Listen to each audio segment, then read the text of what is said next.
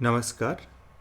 मैं रजत कुमार आप सभी का स्वागत करता हूं। अभिव्यक्ति और माध्यम पुस्तक के अंतर्गत कविता कैसे लिखें इसके बारे में हम लोग जानेंगे। जो नया पैटर्न है प्रश्न पत्र का, उसके अंतर्गत अब इस पाठ से भी प्रश्न पूछे जाने लगे हैं। नहीं तो इससे पहले यह पाठ लगभग परीक्षा की दृष्टि से अनछुआ ही रहता था। इस बार जो सैंपल पेपर इन्होंने दिया है उसमें कविता की रचना के लिए शब्द कितने आवश्यक हैं ये प्रश्न आ गया है। तो आप समझ सकते हैं कि इस पाठ को भी पढ़ना हमारे लिए ज़्यादा आवश्यक हो गया है, इसे छोड़ा नहीं जा सकता है। कविता क्या है ये एक बार जान लेते हैं। हालांकि इस तरह से प्रश्न नहीं पूछा जाएगा कविता क्या है, लेकिन इसे जान लेंगे तो आपको इससे संबंधित कोई भी प्रश्न होगा उसका जवाब आसानी से देने में कोई दिक्कत नहीं होगी। प्रसिद्ध स्वच्छंदतावादी कवि विलियम वर्ड्सवर्थ ने कविता के बारे में कहा, poetry is the spontaneous overflow of powerful feelings.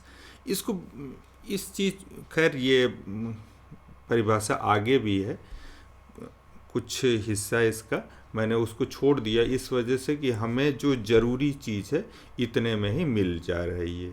इसका जो हिंदी रूपांतरण कविता बलवती भावनाओं का सहज उच्छलन, इसको थोड़ा समझते हैं। कविता क्या है, कैसी भावनाएं आपके मन में आ रही, बलवती मतलब उस ऐसी भावना किसी घटना या किसी स्थिति या कुछ व्यक्तियों को देख करके ऐसी, या किसी माहौल को देख करके ऐसी भावनाएं आ रही हैं जिनका सहज उच्छलन हो रहा है, सहज रूप में। ऐसा नहीं कि आप प्रयास करके, सायास वो चीज़ें बाहर नहीं आ रहे हैं, प्रयास करके किसी के साथ बुरा हो जाए या किसी समुदाय के साथ, किसी नारी के साथ या ऐसे व्यक्ति के साथ कुछ बुरा हो जाए तो आप अचानक ही बोल पड़ते नहीं ये तो गलत है। उसी तरह से कुछ बहुत ही अच्छा आपके सामने घटित हो रहा है तब भी आप वाह करने से अपने को नहीं रोक सकते, तो वो भी एक कविता का हिस्सा ही होता है। तो हर व्यक्ति किसी न किसी रूप में कवि होता है, यानी उसके अंदर रचनाकार छिपा होता है। अब इस बारे में हम लोग आगे बात करेंगे, एक हिस्सा है इससे संबंधित। और इसी तरह की बातें सुमित्रानंदन पंत ने कहा, वियोगी होगा पहला कवि आह से उपजा होगा गान, उमड़ कर आँखों से चुपचाप बही होगी कविता अनजान। इसको समझ रहे होंगे कि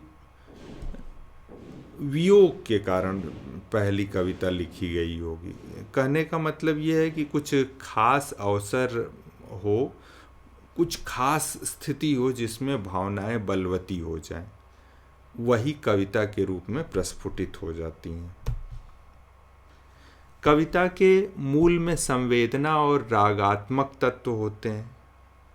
संवेदना हो और रागात्मक तत्व, किसी से जुड़ाव होना चाहिए, किसी के प्रति संवेदनशील होंगे तब जा कर के आप कविता लिख सकते हैं। किसी के प्रति ऐसा नहीं कि आप संवेदनशील किसी और के प्रति हैं, कविता किसी और के प्रति नहीं। जो स्थिति बन रही है उस स्थिति के प्रति आपकी संवेदनशीलता होनी चाहिए, रागात्मकता होनी चाहिए, लगाव होना चाहिए। कैसे? इस चीज़ को ऐसे समझिए कि कहा जाता है कि यदि किसी के साथ दुर्व्यवहार हो रहा है या कुछ ऊंच नीच का भाव उसके साथ हो रहा है, और अगर कोई व्यक्ति ये समझता है कि ये चीज़ें ऐसे ही चलती रहनी चाहिए, तो आप निश्चित रूप से समझ लीजिए कि वह व्यक्ति रचना नहीं कर सकता। ऐसा आमतौर पर प्रचलित है रचना संसार में। रघुवीर सहाय की ये पंक्तियाँ हैं। तो जहाँ भी शोषण की स्थिति दिख रही है उसके विरोध में भी बोलना एक तरह से ये काव्य है या संवेदनशीलता है या संवेदना है, वो भी कविता का ही तत्व है। कविता लेखन के संबंध में दो मत प्रचलित हैं। इसी के बारे में मैं आपसे पहले बात करना चाह रहा था। पहला मत क्या है कि कविता रचने की कोई प्रणाली सिखाई या बताई नहीं जा सकती। व्यक्ति के अंदर सहज रूप से काव्य आ जाता है, उसकी प्रतिभा उससे काव्य करा लेती है, यानी प्रतिभावान व्यक्ति ही कविता कर सकता है। दूसरा मत क्या है? कविता का प्रशिक्षण देने पर व्यक्ति को कविता की रचना करने के योग्य बनाया जा सकता है। अब यहाँ दोनों मतों को अगर एक साथ हम लोग जोड़ दें तो क्या होगा?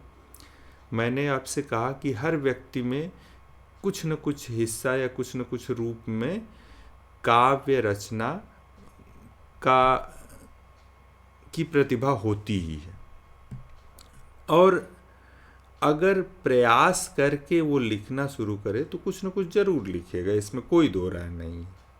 आपने जरूर देखा होगा, कुछ आलोचकों द्वारा सुना होगा कि इनकी पहले की कविताओं के तुलना में आज की कविताएं ज़्यादा मची हुई हैं या ज़्यादा श्रेष्ठ हैं या ज़्यादा बेहतर हैं। तो इसका मतलब ये कि प्रयास करने से भी कविताएं बेहतर लिखी जा सकती हैं, और भाव अगर आपके अंदर हैं, जो कि संवेदना और रागात्मकता, ये तो सभी के मन में किसी न किसी रूप में होती ही। जो लोग मानते हैं कि कविता सिखाई नहीं जा सकती, उनका कहना है कि अन्य विधाओं जैसे चित्रकला, संगीत इत्यादि में रंग, कूची, कैनवास, स्वर, ताल, वाद्य आदि की ज़रूरत पड़ती है, लेकिन कविता ऐसी कला है जिसमें किसी बाह्य उपकरण की मदद नहीं ली जा सकती। ऐसा नहीं कि आप ये कलम उठा लिए तो आप कवि हो गए, नहीं। उसके लिए आपके मन में भाव आने आवश्यक हैं।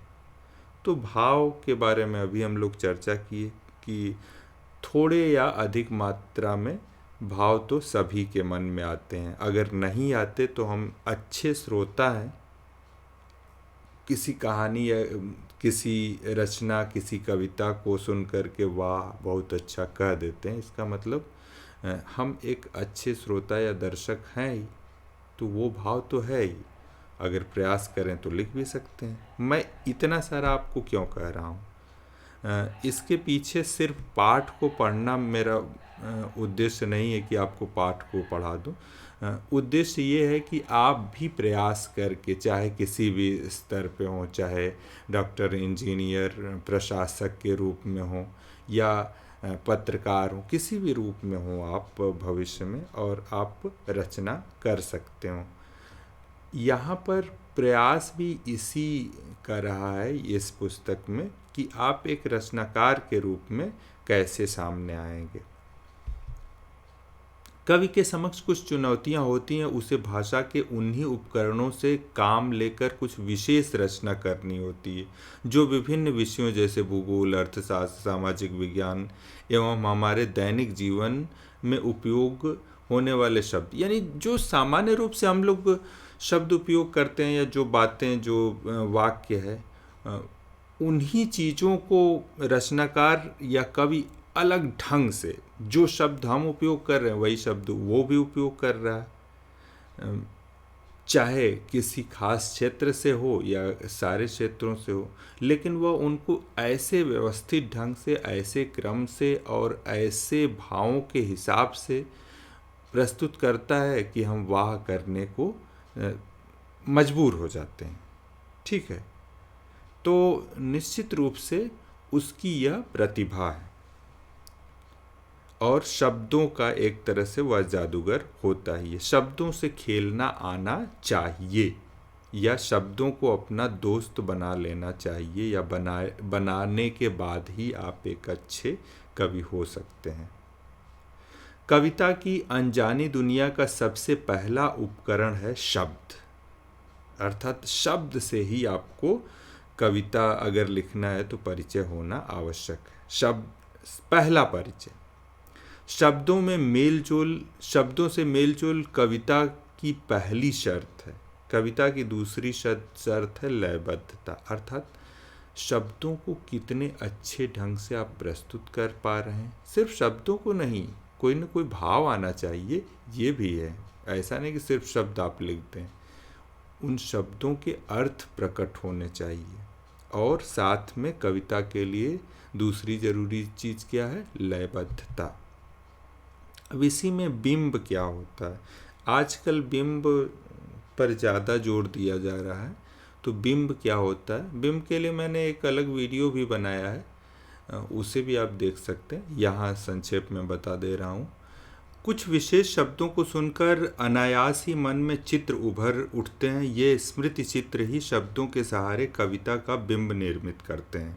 जैसे मान लीजिए कि किसी खास जगह का वर्णन हो रहा है, उस वर्णन से आपको साफ साफ मन में तस्वीर उभर आ जाती है कि यहाँ तालाब है, तालाब में कमल खिले हैं, हंस विचरण कर रहे हैं, पक्षी उड़ रहे हैं, ये सारी चीज़ें। तो ये क्या है, एक चित्र जो आपके मन में उभर आता है, ये बिंब है। और सिर्फ एक ये उदाहरण हुआ, चित्रों का एक उदाहरण हुआ। ऐसा नहीं कि सिर्फ दृश्य बिंब ही हो, बिंब के और बहुत से स्थितियाँ इनकी होंगी, जैसे आपके सभी इंद्रियों के हिसाब से।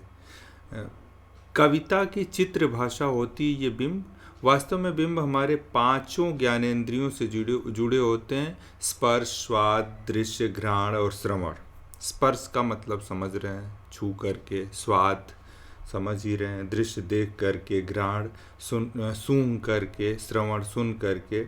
आजकल कविता में बिंब का बड़ा ही महत्व है। आज के समय में बिंब से रहित कविता होना मुश्किल ही है, या सभी लोग, जितने भी कवि हैं या जो काव्य रचना के क्षेत्र में लोग लगे हैं, बिंब को महत्व देते हैं। कविता का दूसरा अनिवार्य तत्व छंद है। छंद क्या होता है? छंद एक तरह से कविता के जो नियम कायदे होते हैं कि किस तरह से कविता बाहरी रूप से, यानी जो उसका सौष्ठव है वो किस तरह से होगा, ये छंद बताता है आपको। जैसे दोहा, सोरठा, चौपाई, वरवय, हरिगीतिका, ये सब छंद के प्रकार हैं। लेकिन कोई ज़रूरी नहीं कि कविता इसी रूप से हो। इन छंदों से हट करके, यानी इनसे मुक्ति पा करके भी कविता लिखी जा सकती है। उनको मुक्त छंद कहा जाता है, यानी कोई छंद नहीं, लेकिन एक आंतरिक लय तो हो। जैसे उसको पढ़ें तो लय के जैसे पढ़ तो सकें। अगर वो ना हो तो कविता गद्य बन जाएगी। कविता से संबंधित कुछ प्रमुख तथ्यों को जान लीजिए, ये पूछे जा सकते हैं, इसमें परीक्षा में पूछे जा सकते हैं। क्या क्या तथ्य हैं? कविता रचना के लिए भाषा का सम्यक ज्ञान होना आवश्यक है। भाषा अगर अच्छे ढंग से नहीं जानते हैं तो कविता नहीं लिख सकते आप। भाषा का निर्माण शब्दों से होता है, शब्दों की क्रमबद्धता होती है, यानी वाक्य बनाएं तो ऐसा नहीं कि ये शब्द आगे वो शब्द पीछे, ऐसा नहीं हो सकता ना। कोई निश्चित नियम कानून से ही तो वाक्य बनाएंगे। कई बार चिन्ह, जो ये चिन्ह दे रखे हैं, पूर्ण विराम, अल्प विराम या स्पेस, ये ठीक है, या अर्ध विराम, ये सब भी कारगर होते हैं। ये सब भी कुछ संदेश देते हैं,